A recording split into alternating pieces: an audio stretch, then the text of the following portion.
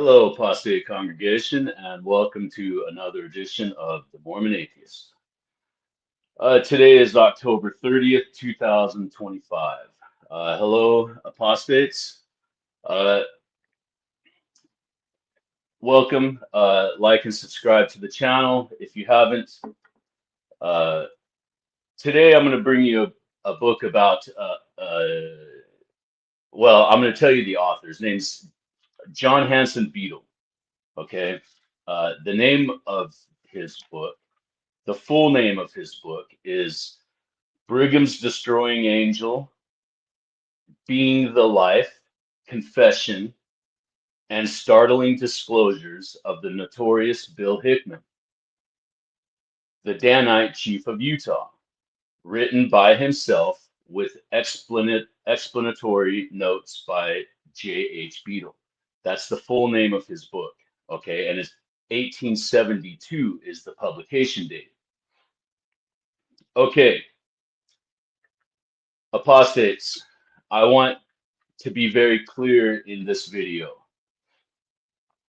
okay, about how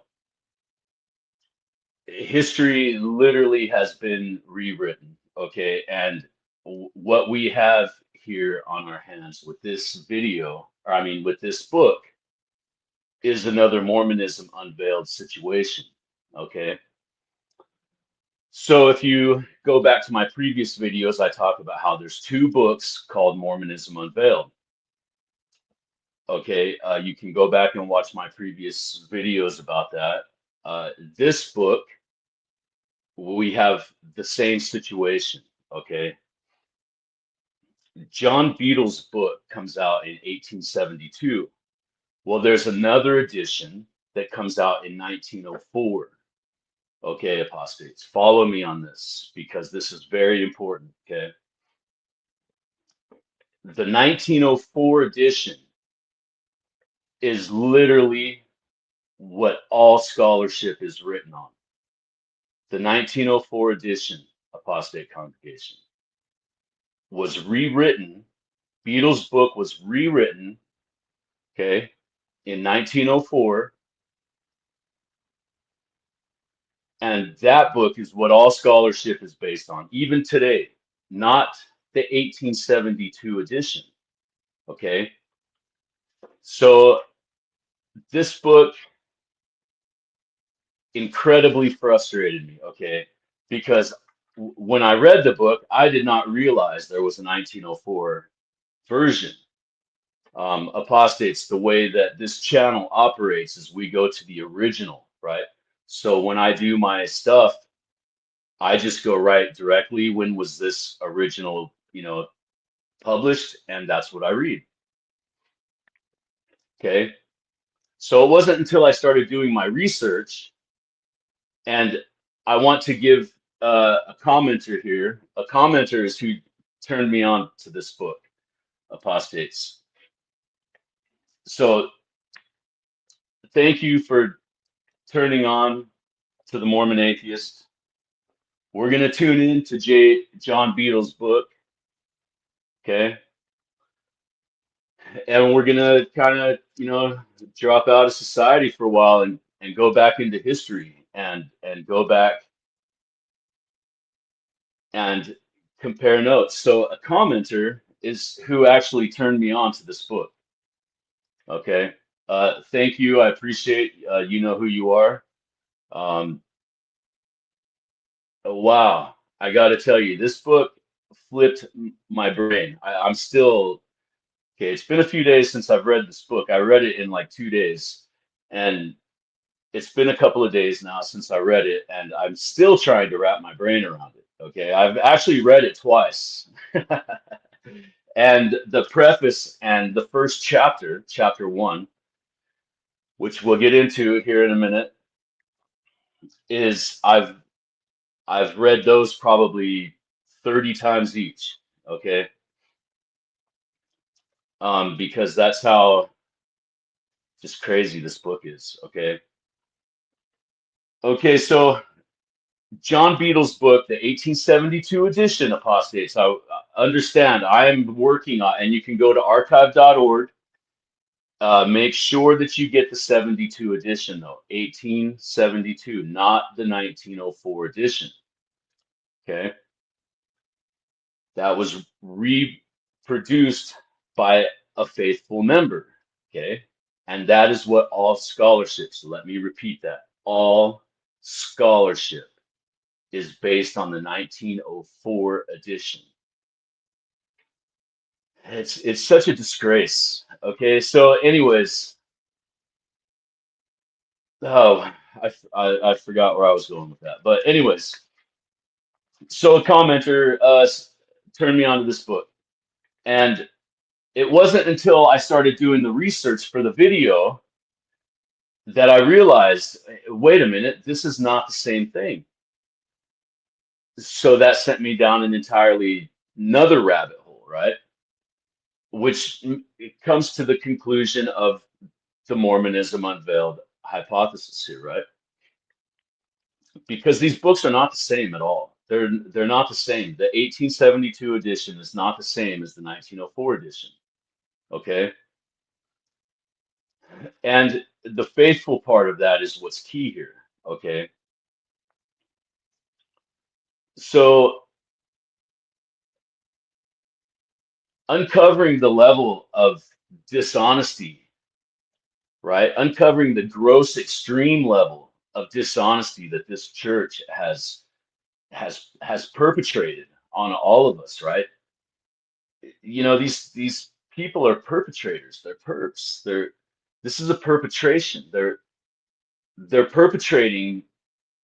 They're rewriting history, literally rewriting history. Okay, and once you read this book, Apostate Congregation, it'll just blow your mind away, because when you know, we get into all of the history, all of the rewriting, the preservation of truth, right? They just it's impossible, right? And so the preface, I want to really emphasize on the preface of this book and chapter 1. Okay, because in my mind there's two sections, right? There's the preface in chapter 1, and then there's the rest of the book and the appendix. The appendix is just as important, apostates. So the preface is John Beadle telling you what the book is about. Okay, the book is about uh, Wild Bill Hickman. Okay, and in the book is published in 1872. So in 1868, okay, uh, Hickman gives Beadle the work, right? So it's Bill Hickman's confessions, okay? And believe me, apostates, when I tell you that these things are nothing to like shake a stick at, all right? This dude is hardcore, man. Bill Hickman is, oh my God. I mean, you think of like just like full on cowboy and Indians. Like that's what this dude is, man. Just he's rugged. I mean, he's a straight up killer. The guy will have a beer with you. He will buy you a beer. He will pay for your beer. And he'll, in mid conversation, very calmly, gently, put his hands on his shoulders, put his hand on your shoulder in conversation, and just slowly insert a knife right into your heart and look you in the eyes and watch you die. That's Bill Hickman. And then he'll finish his beer, pay the tab, and on his way. That's Bill Hickman. Okay. This guy is crazy. Crazy. That's putting it lightly, apostates. He tells you the story. Bill Hickman tells you the story about when he was a child and he gutted a dog when he was a child. Okay. And then in his teen years, he uh, kills a bobcat. Okay, and nobody believed him until he went and got everybody and showed him the bobcat, right? And he did it with his bare hands, killed this thing with his bare hands. I mean, this dude's insane. And the whole thing is a confession of his killings, right? And it's crazy the history that is in this book, right? And it's all about the Danites. He's the chief Danite apostate congregation, right? He was also Brigham Young's personal bodyguard, right? Okay, so that stuff is all kind of scattered throughout the book, right? Uh, it starts in chapter 2. Hickman's story, in his own words, start in chapter 2. And the preface in chapter 1 is John Beadle telling the story of how he got the manuscript, his observations of Hickman, right? Uh, his struggle. He had a struggle with how he wanted to write the book, how he wanted to present the book. He was going to rewrite the words and stuff like that. And he was set in Beadle's words, he was going to clean it up. And he decided not to. He said, no, I'm going to let, in all of its profanity and vulgarity, he says, I'm going to let Hickman's work speak for itself. So he rewrites, uh, well, so he writes it as Hickman's work. You understand me? Okay, he doesn't rewrite anything. Okay, that's very important because that lends to the credibility of Beadle, right? Because Beadle is not. So Beadle lives in Utah, right? He works for. He's an editor for the Salt Lake Tribune. There was another magazine, I don't remember what it was, a newspaper that he worked for. He was an editor, right? He was a historian, and he's the most middle of the road. Like, he's not pro or con. He's just straight up, this is the history, here it is. And he actually says in his work, let the reader do with it what they may. Here it is, I will present it to you, and you can, figure it out. So this guy, the credibility of John Beadle is just astonishing, right? It's pretty crazy. It is very crazy. So Hickman's story, like I said, begins in chapter 2, Apostates. All right, so there is a lot to this book. Okay, in chapter 1, Beadle kind of gives you a very brief history of Mormonism, right? And he's a little literalist, all right? He's a historian, right? And so he's telling you these things, right? And on page 10, he says the name, right? The Church of Jesus Christ of Latter-day Saints. That comes from Zwickau in Munster, okay? So me being me, I was like, well, what the hell is that, right? What is that? So Zwickau, okay, now this is a rabbit hole that you can go down. I'm not going to go into this, but you can go down this rabbit hole. Zwickau is a German religion, okay? The Munster part is the town. There was a revolt, right? So Zwickau in Munster is a reference to Beadle actually calls it the Bloody Revolt. I think that's the word. Bloody something, the bloody religious sect or something like that. Bloody something, right? Uh, that's where the name, the Church of Jesus Christ of Latter-day Saints, comes from. It is them, right? He actually says, he has a great quote. He says, Mormons in Germany in the time of Luther, exclamation point. Fantastic.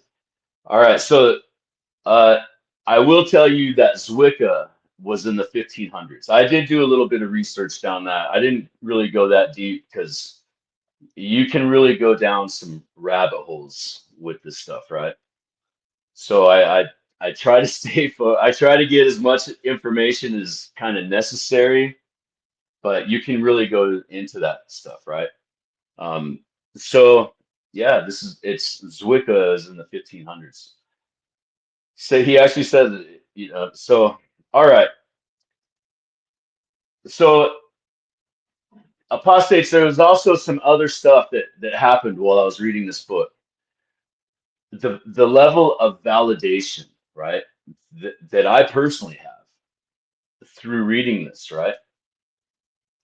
And one of those things was the Order of Enoch, right? I've talked about the Order of Enoch on this channel previously, right? And the Order of Enoch pretty much has been wiped out of Mormon history, right?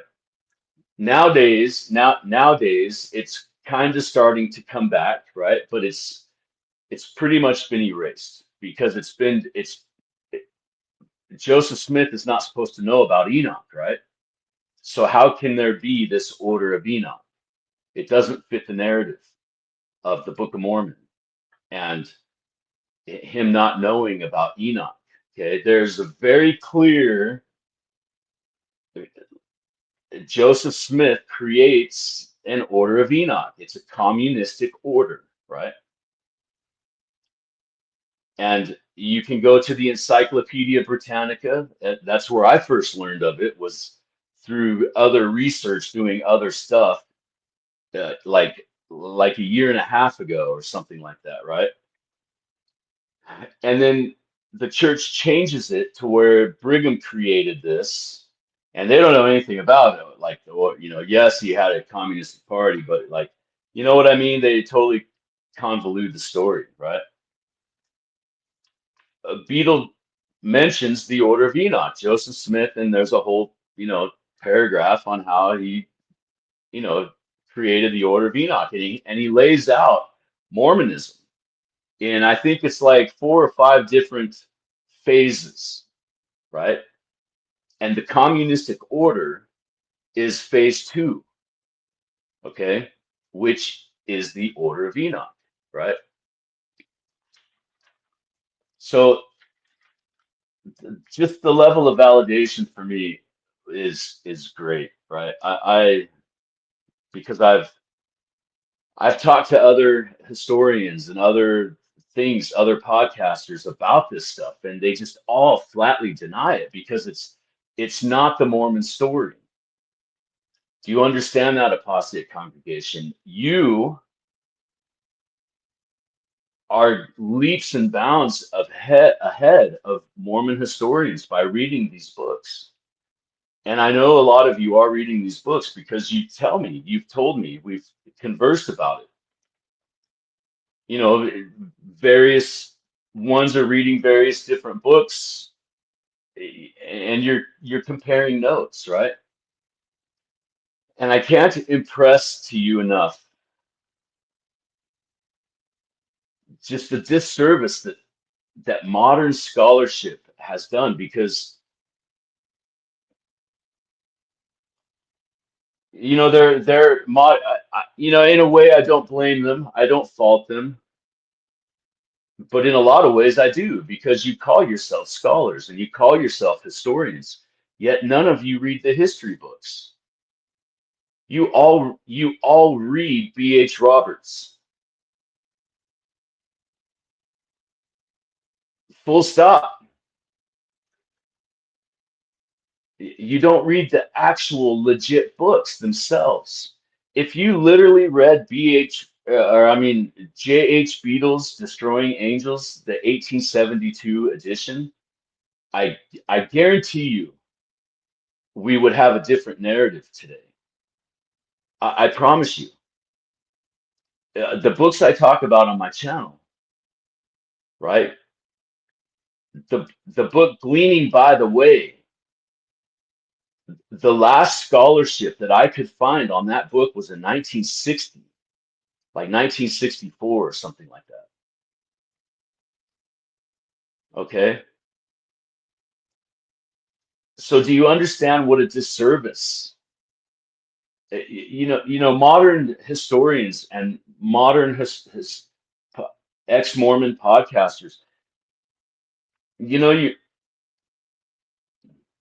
the truth is so much more interesting. These books are fascinating. They are such a glimpse into a window of time that has been preserved by these authors and has been disillusioned through time to today. And so we watch these podcasts today of these modern historians, and they're just, it's so frustrating to me because this entire channel is based on these old books. The early, the earliest print copy I can find is what this channel is based on. Okay. And we read these books. And I personally read every single book I talk about on my channel. I've read every single one of them. Most of them I've read a few times. Okay. So since I know this stuff, and then I watch these podcasts, I can see the level of bullshit that's coming through. These people are enablers. They're enabling the church by not reading the legitimate history. Because I promise you, your narrative will change so much because you can compare notes. In 1830, this is what they were saying. In 1840, this is what they were saying. You can literally follow it. You understand me, apostate congregation? You can literally follow it. Start out with the very earliest Mormon thing you can ever find and work your way to today. And you'll see how the story changes. It evolves. There is no Mormon history, apostate congregation. Mormon history are these books because Mormon history is the answer to Beetle.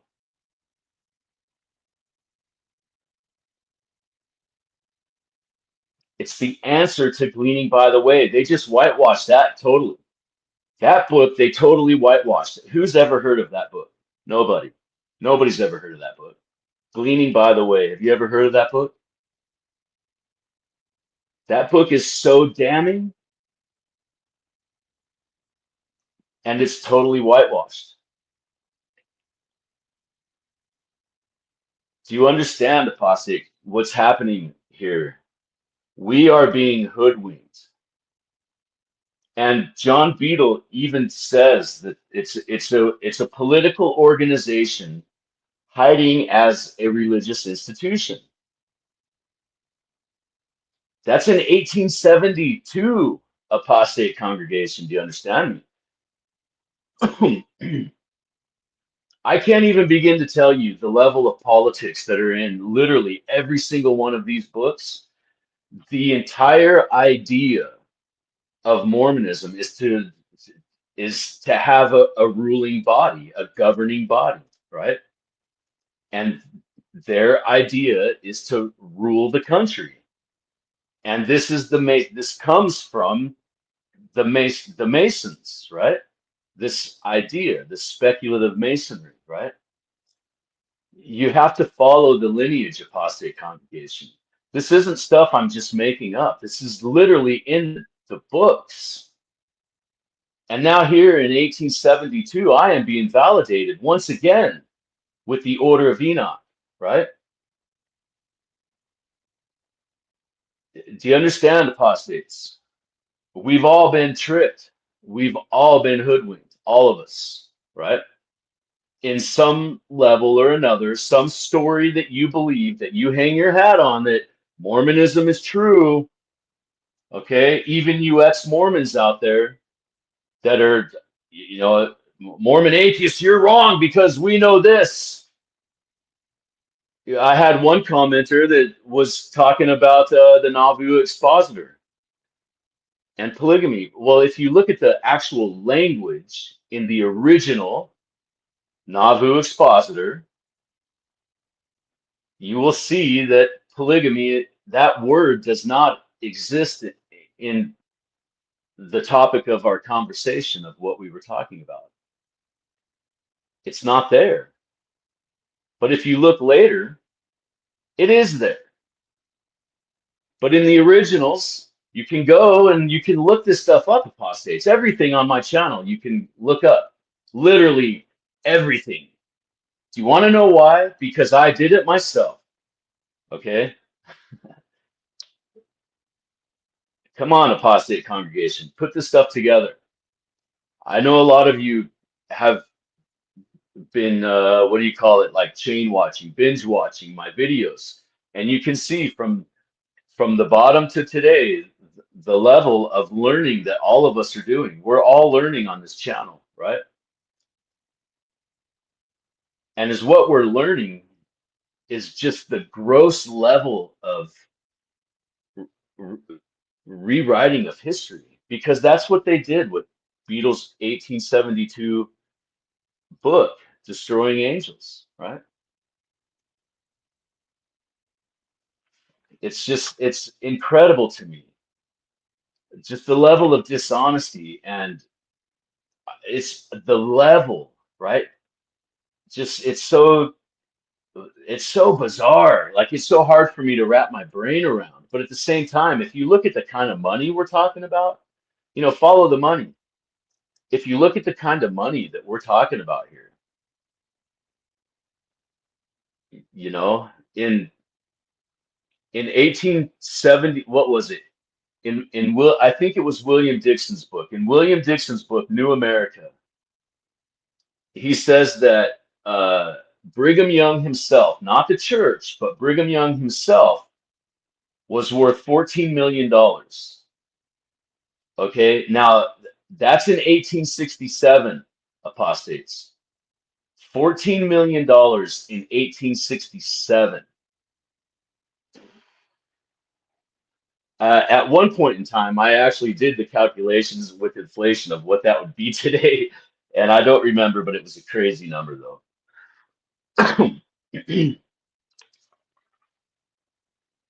Okay, apostates.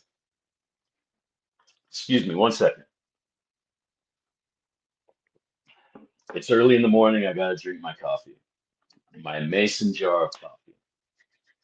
I drink my coffee black. I don't like cream or sugar. Okay,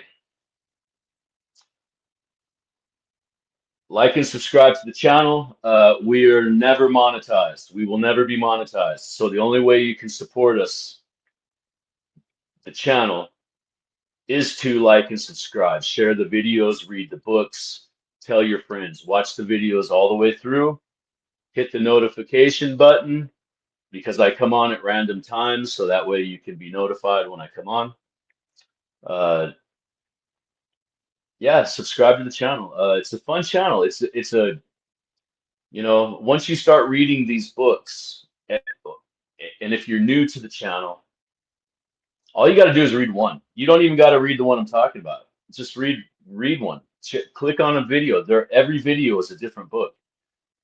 So click on the video and watch it. The live stream, whatever you want to call it. There's a couple of videos. I don't do videos. I haven't done a video in a really long time. So they're all live streams. So not really into shorts. I don't know. Okay, anyways, who cares about all that? I'm more interested that you read the book, to be honest with you. Okay, and uh, recommend it to a friend. That's what word of mouth. There's no better way than word of mouth. So thank you, apostate congregation, all of you that have subscribed. And all of you, I know there's a lot of you that watch that are not subscribed and can't or won't or whatever the case may be, but I know there's lots of you out there like that because I get those messages too. And so thank you to all of you as well. Yeah, all of you in the shadows, right?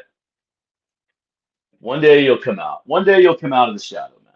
You'll admit that you're an apostate, and you'll just say, F it, I'm an apostate, and I'm proud. I'm a proud apostate. Okay? Uh, say it loud, man. There's no fear. There's no fear in being apostates. What's the fear? Is there fear in truth, apostate congregation? Actually, there is. There is a F ton of fear in truth. That's why they work so hard to keep it from you. Okay, that's why these is just the level of dishonesty is mind blowing. All right, it's so hard to wrap my brain around. Okay, so this is a great quote in the preface. Okay, so you got to remember, Beetle meets Hickman.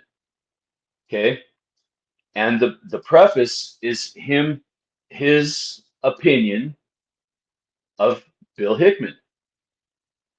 And he says, he doesn't agree with what he did, but he believes him.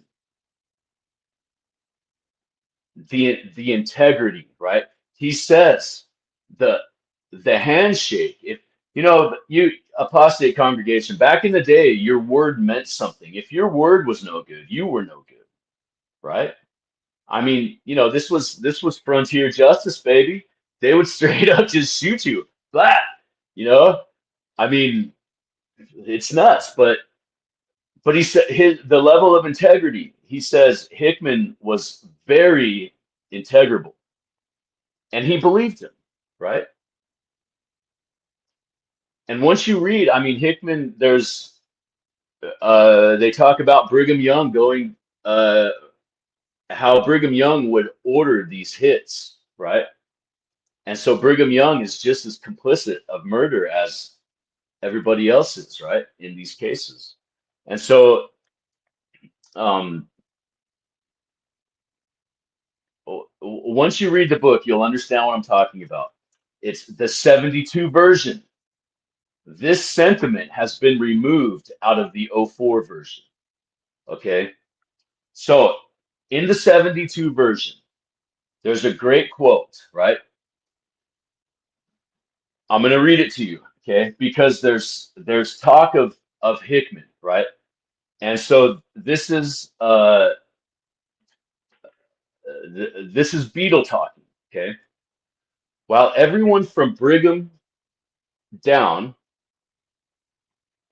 united in calling Hickman a murderer, and while evidence could easily be collected of several of his crimes, not a single attempt has been made by priest or people to bring him to justice.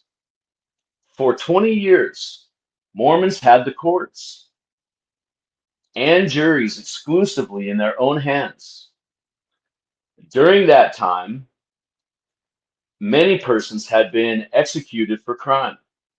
They could do as they please in judicial matters, and abundant evidence was before them against Hickman, but no grand jury moved. There was no indictment and not even a complaint before an examining magistrate. Now you got to understand the laws in the 1800s. This is stuff that you'll learn when you read these books, right? Okay, what a magistrate is, why they're important. Okay, this indicated something, but what? Until I obtained Hickman's manuscripts, I never fully understood. Okay, Bill Hickman was put in a situation to do what he did. This guy was, I mean, you think of like John Wayne and uh, uh, what's the guy's name? Fistful of Dollar, Clint Eastwood. Early Clint Eastwood movies, Fistful of Dollars, The Outlaw Josie Wales, right? You combine those two people, those two characters, put them on steroids and times it by 1,000. That's Bill Hickman. This dude was brutal, brutal. And that's putting it nicely. Okay. These are his own words, apostate congregation. Okay. Beetle does not mess with them at all. Okay. And it's fascinating. It's a fascinating window in time of cowboys and Indians. I mean, this is cowboys and Indians, man. And it really makes me think about the old westerns, right? Like Bonanza. Some of you older folks, right? Uh, TV shows like Bonanza and Little House on the Prairie and all of these Wagon Train and uh, the Clint Eastwood Rawhide, right?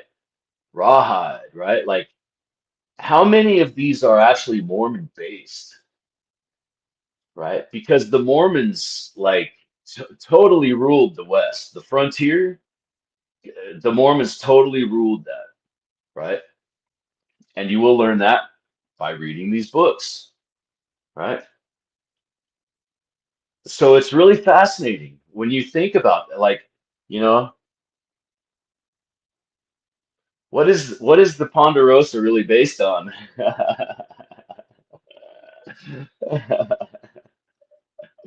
Oh man, I'm sorry, apostates. You younger people won't even know what that means, but yeah, what is the Ponderosa really, it really makes you wonder. Like it does really make you wonder. It's just fascinating stuff.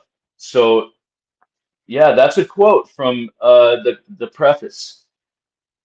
And then chapter one is he talks about, he goes into detail of the character, his opinion, Beadle does, of Hickman, right?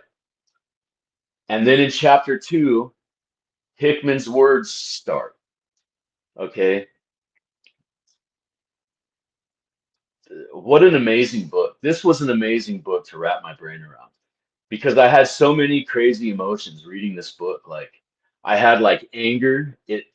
Reading about the Order of Enoch, it it it it pissed me off, man, because this is so shunned in today's world, the Order of Enoch, because Joseph Smith is not supposed to know about Enoch, right? And here I've been talking about the Order of Enoch for 2 years on my channel, and it's just totally shunned. And now in 1872, we get another book that talks about the Order of Enoch and how Joseph Smith started the Order of Enoch in phase two of Mormonism, the communistic phase.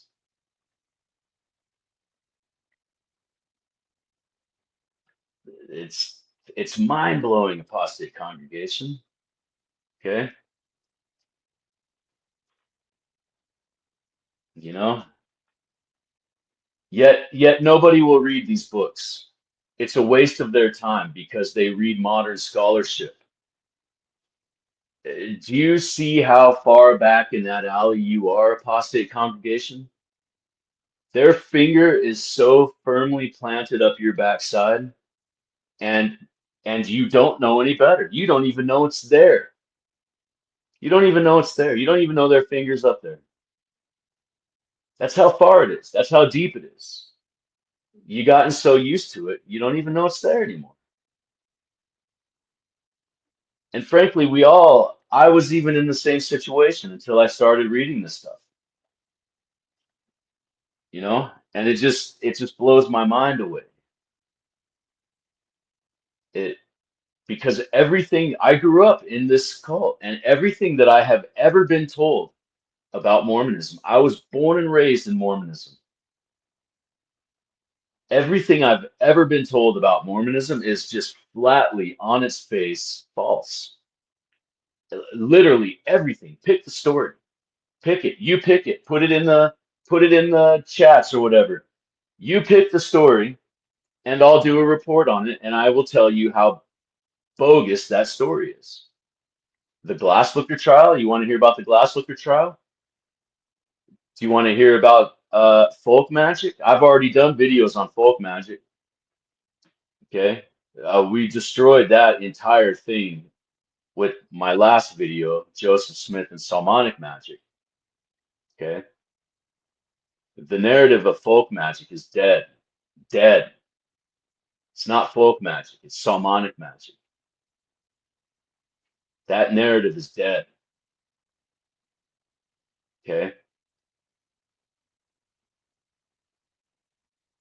We have been lied to so incredibly bad, apostate congregation. And just on the history of this book alone, the 1904 edition, literally every scholarship, everything is based on the 1904 edition. And I did not know that until I started research. After I read the book, I started researching on how to put together a speech. And I couldn't do it because I couldn't find anything. Everything I kept saying, what is this? That's not what the book says. What is this? I mean, names are different. The freaking names are changed. Okay.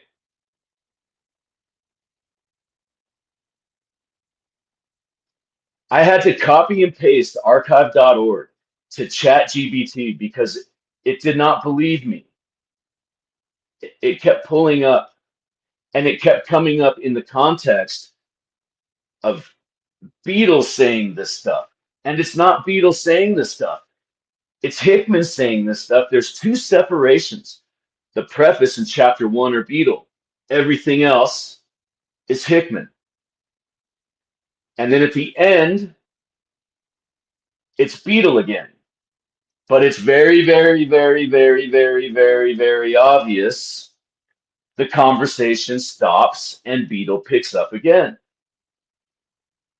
Okay?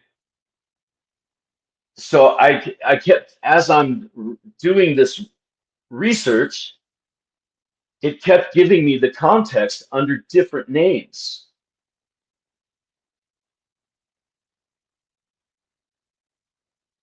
And I had to copy and paste it. And it was like, oh, you're talking about this edition. My head was like a marble in a tin can. Ding-a-ling-a-ling. Oh my God. I was like, another one, another Mormonism unveiled moment. Another Mormonism unveiled moment, apostate congregation. I don't even know what to say at this point. Like, what do you even say? Like, because every single Mormon historian out there is just flat wrong. And I don't say that out of like cockiness or like I'm saying that because they're not reading the books. And once you read these books, you can very, very clearly see that. It's very obvious. It's very obvious.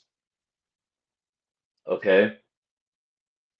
Because they're citing church sources. They're talking about the book, but they're citing church sources, not in a comparison way, like this is what the book says, this is what the book actually means, because these authors are so freaking descriptive in what they're talking about, what they mean, how they mean it, why they mean it.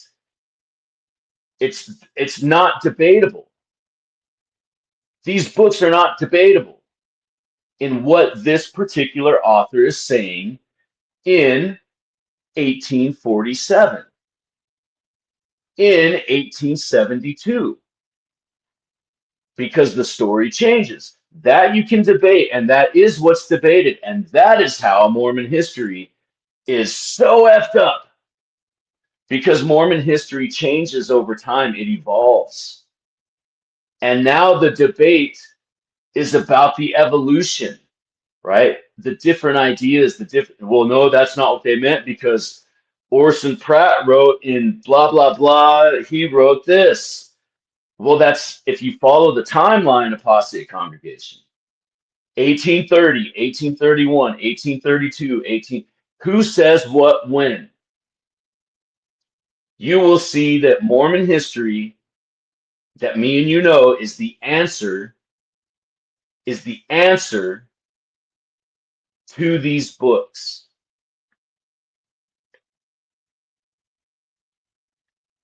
And Mormon scholarship and Mormon history is based on the answer, not the book. Is based on the answer, not the book. Because if you read the book, you will see very, very clearly, and it doesn't matter what book, it doesn't matter what scholarship, it doesn't matter. Pick one. Pick one. And do your own research and do your own comparison. This book made me mad. This book literally made me mad. Because we are so hoodwinked and we don't even know it. We don't even know it. So I don't really blame these scholars, apostate congregation. This, in a way, I do. I put a lot of blame on them.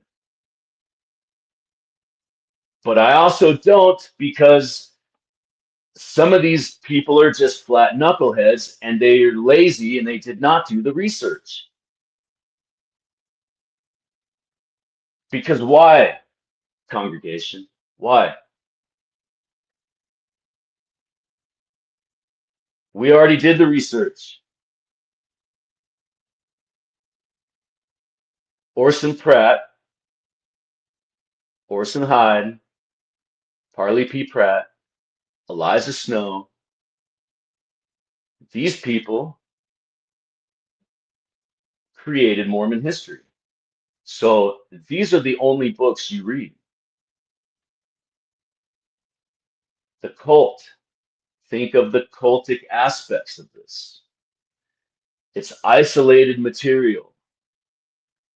These people are only looking at propagated Mormon history. That's it. That's all they're looking at. And then they're finding all of the little things. In 1830, Joseph said this. Well, then, it was rewritten. And what does it mean? Oh, and now this dumb argument of semantics becomes prevalent. If you actually read the effing book, you would know what Joseph said in 1830 and what he actually meant. You know the whole, okay, apostate congregation, I'm going to get a little nerd on you right now. I'm going to ask you a question. What article, okay, let me ask it to you like this. Where does the story of Joseph Smith finding a pin by Martin Harris, where does that story come from? Where does it come from, apostate congregation? Do you know? Come on, you nerds, you historians, scholars, tell me, where does that story come from? Ah, I can already hear you. I can hear all of you reciting Mormon sources. You're all wrong. Every one of you are wrong. Comes out at Tiffany's Monthly. I think it's volume 2. I do a video on it. Tiffany's Monthly. Joel Tiffany's interview with Martin Harris. Okay. I've got 2 videos. I know I'm promising part 3, but damn it, part 3 is so incredibly hard to do because God, it's so hard to do, right? Because just on so many different levels. All right. So anyways, back to this. God, we've been lied to so bad, congregation. So it comes from Tiffany's Monthly. Martin Harris is using a pin to pick his teeth. Do you know where the story of the white hat comes from? Same story. Apostate congregation. In Mormon history, Joel Tiffany he's a passing mention. But do you understand how important Joel Tiffany is? And he's been completely whitewashed. He, he's a passing comment in Mormon history. But he has an entire interview with Martin Harris in Tiffany's Monthly. Okay? That's where that story comes from. But scholarship won't tell you that. They'll tell you Mormon sources. Or there's a story out there. There's a story out there. They never tell you where it came from, though. Who wrote it? Because they don't want you to go back and read it, because that story is so damning. And it's Martin Harris's own words. It's in it's an article in Tiffany Monthly. It's like 7 pages, maybe 7 pages long. It's in Tiffany's Monthly. It's called Joel Tiffany's Interview with Martin Harris. Or actually, it's called Mormonism 2. That's what it's called. Mormonism 2 is what it's called. I call it Joel Tiffany's Interview with Martin Harris. That's the name of my videos. So apostates, please understand what's happening here. Okay, as this channel is learning these things, right? We're unraveling the cover up. We're unraveling the level of this cover up, right? And Destroying Angels, John Hanson Beadle's book, Destroying Angels, right? Let me read you the full title. Hang on once. Let me find it. Okay, John Hanson Beadle's in this particular book, it's J.H. Beadle. J.H. Beadle, 1872 edition. That's important. There's a 1904 edition, and there's an 1872 edition. We, congregation, on this channel want the 1872 edition, okay? By reading this, you're leaps and bounds ahead of all Mormon historians today, hands down, by reading this 72 edition, okay?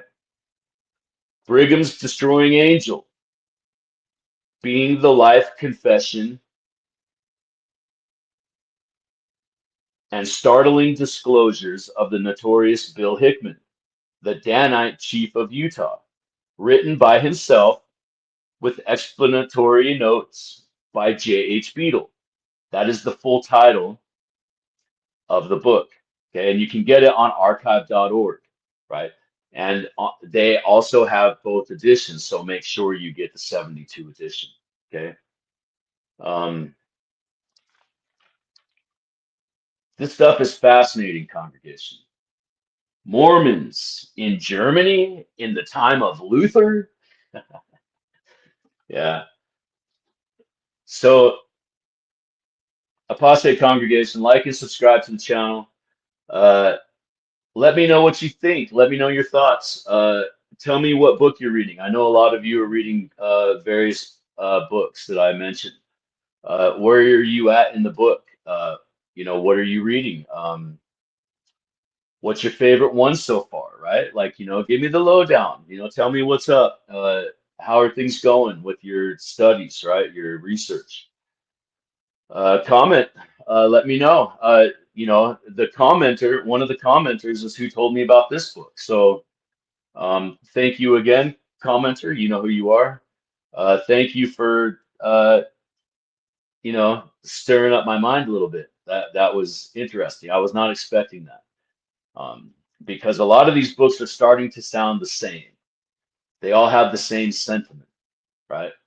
The story, some of the stories are different, well, yeah, but I mean, just the insights and stuff like that. I really like the description of the land, right? When they're describing Kanab, all of you Utah people out there that live in Utah, you'll love this book. If you're a Utah history nerd, you'll love these books I talk about on my channel because they're describing you the land and the scenery in the 1800s, and it's all places that right? He talks about the Danites are hiding out in Kanab, right? Well, think of Butch Cassidy. You got to remember this stuff is in the same time, okay? This is not a vacuum, right? These things, there's outside history that's happening at the same time as Mormonism, people. Do you understand me? And so when people are writing books about Butch Cassidy or the Rocky Mountains, or Mormons are generally involved some way, somehow in those books. In a lot of them, there's some kind of a Mormon influence in tons, tons of books because the Mormons settled the West. Yes, there was already people out there, trappers and hunters and explorers and game, but there were no settlements, right? So the Mormons owned the West more or less, right? For 25 years or whatever it was. I mean, you get a sentiment through reading these books of the level of fanaticism of like these people are gone. They are gone. They are so far gone from reality. They have their own law. They have to obey Brigham. Brigham is God. If he's the call maker, and in Hickman's works, in Hickman's story, you get these stories about how Brigham is very much the call maker, and if he didn't like what you said, he would have you killed. He would he would give the nod or the word or whatever, and Bill Hickman was the guy that would kill you, right? Or Brigham would give Hickman the word, and Hickman would have somebody else kill you, right? So this stuff is brutal, apostates. Like it's crazy. It's so crazy. Okay, like and subscribe to the channel if you haven't already. We are not monetized. We will never be monetized. Because as soon as you're monetized, now you're controlled. And the stuff that we talk about on this channel is so crazy that I would definitely be demonetized in like minutes if I even got monetized.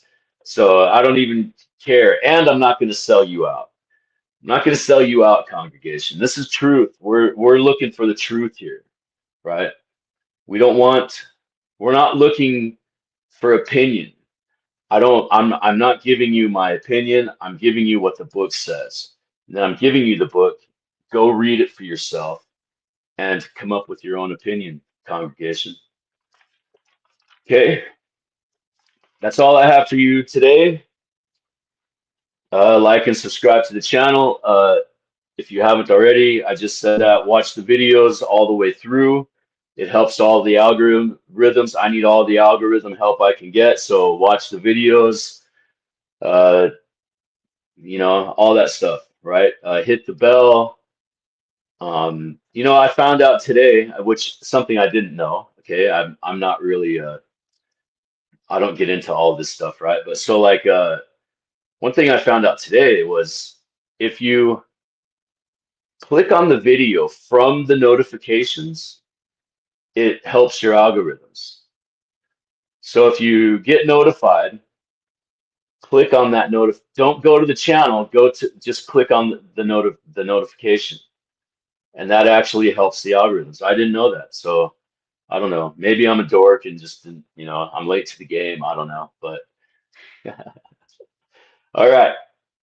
Apostate congregation, remember, we are Morgan. From the words of the late, great Solomon Southwick, the ashes of Morgan will rise. And here we are, congregation. We are studying this stuff. We are the gap. We are that bridge. That's what William Morgan was. He was the bridge. He bridged the gap from anti-Masonry to anti-Mormonism. That was William Morgan, right? So here we are, congregation. We're bridging these gaps. We're finding the truth. Okay, we're just looking for answers. We're not trying to like be dicks. There's no hate on this channel. We don't hate nobody. We don't wish nobody no harm. We're just looking for truth. Your biggest weapon that you can have is knowledge. And how do you get knowledge, apostates? Read. So your biggest weapon is this effing book, man. John H. Beadle. Read his stuff. He's got like 4 or 5 books specifically on Mormonism. And none of them are pro, none of them are con, none of them are nothing. They're straight down the road, straight shooter. This is what it is. Here's the story. Do with it what you want. That is his approach to all of his work. All of his work. So I highly recommend John Beadle.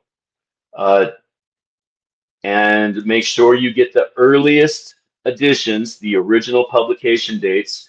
If anything else, at least find out when the book was originally published, and then work from there. Okay? So, okay, like and subscribe. I will see you guys next time. We are Morgan, Solomon Southwick. I highly recommend speculative masonry.